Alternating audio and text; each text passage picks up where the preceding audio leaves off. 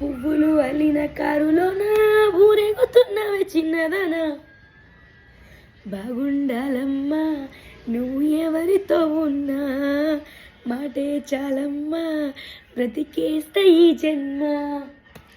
పైసా పైసా అంటూ అన్నాడు కదనే మీ నాన్న.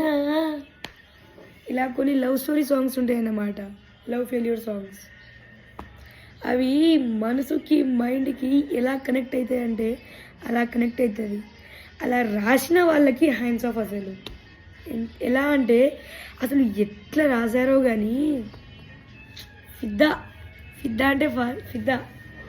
నాకైతే నేను ఎన్నిసార్లు విన్నానంటే అన్నిసార్లు విన్నా.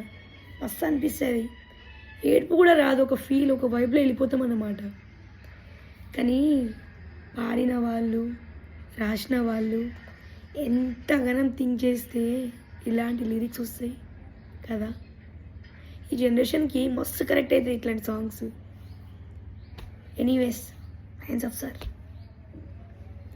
పైసా పైసా అంటూ అన్నాడు కదనే మీ నాన్న. నేను పెద్ద గొప్ప సింగర్ని కాదు, కానీ ఇలాంటి సాంగ్స్ వచ్చినప్పుడు లోపల ఉన్న సింగర్ బయటకు వచ్చేస్తుంది. బాత్రూమ్ సింగర్స్ కూడా ఫీల్ అయిపోయి పాడేస్తారన్నమాట. మస్తు అనిపిస్తుంది అన్నమాట. ఎవరైనా పాడతారు, సో నేను కూడా పాడినా, అట్లా అట్లా ఫీల్ అయి పాడినా. బాగా అనిపించింది.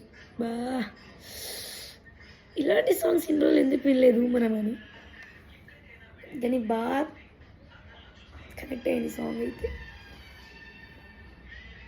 Good morning guys.